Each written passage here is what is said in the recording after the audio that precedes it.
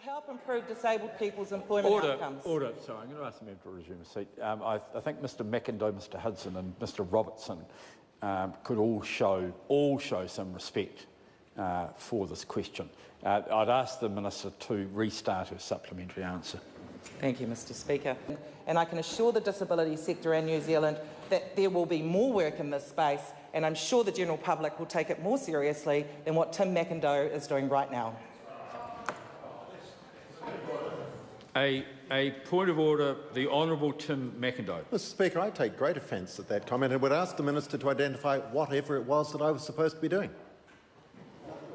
Speaking to the point of order, the Honourable Grant Robertson. Mr Speaker, I can easily identify for Mr Macindoe. He suggested that the questioner should ask the Minister what she had for breakfast. That's disrespectful to people with disabilities, Mr Macindoe.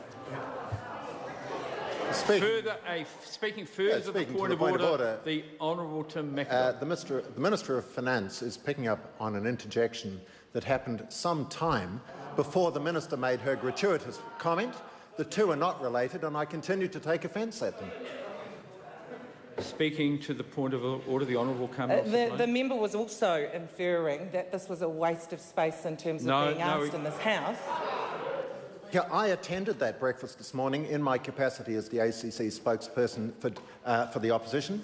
I take the issue very, very seriously, and I continue to take offence at the suggestion.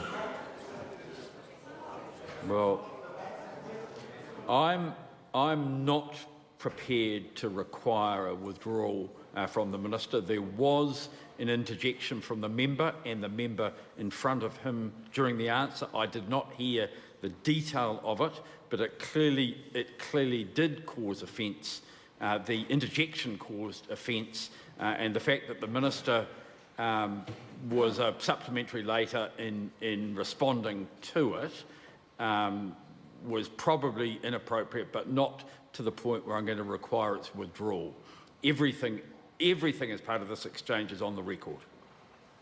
The Honourable Jerry Brownlee. Mr Speaker, the long-standing convention in this House has been that if a member takes offence, then that should be accepted, and that the person causing the offence should do something about it. Now, for a minister we know it's an unequal contest in here, it always is. We get to ask the questions, and then the answers can range across a broad range of topics, etc., etc.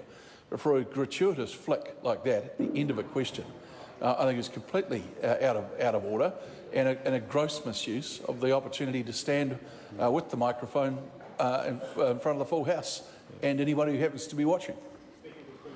The Honourable Grant Robertson. Mr Speaker, in the last Parliament, rulings made by the previous Speaker indicated that it is no longer the case that it is automatic. That offence, if it's taken, requires a withdrawal and apology. That ruling was made by the previous Speaker. And in my experience, for the vast majority of my career, it's not been automatic. We're not, we're not petals. People need to be a little bit robust when these things are occurring, and I think especially when people are involved in interjecting, the fact that there is something which comes back in their direction is part of the ebb and flow of this House. The Honourable Tim Macindoe, I think, wants to add further. Thank you, Mr Speaker. The point I was making is that in her comment, the Minister was suggesting that I was doing something now. Now, at that point, and in fact, at least for a minute beforehand, I had said nothing. Certainly nothing about my body language that could have caused her any concern.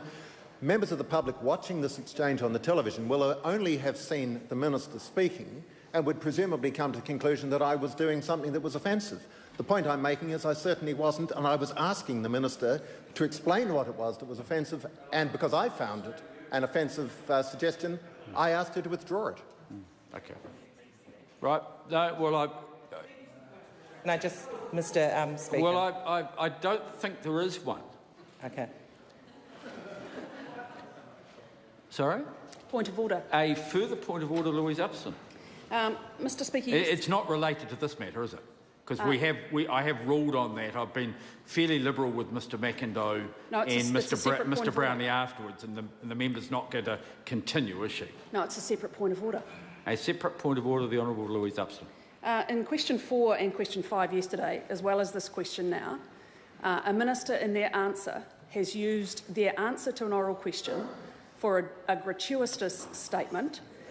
In opposition questions to ministers, you are very clear about stopping a member for asking anything additional and including anything in the answer that doesn't need to be there. I'm interested, Mr Speaker, if you are creating a new ruling that allows ministers to have gratuitous flicks at this side of the House. And my view is that the member has, just in absolute contradiction to the assurance that she gave me at the beginning of her question, raised the very same matter, and as a result of that, the opposition will lose 2 supplementary questions. A further point of order? Mr Louise Speaker, Upston. the point of order that I understood immediately before me was around the issue of a member taking offence in this House, Yes. And the Speaker ruling on a matter of offence.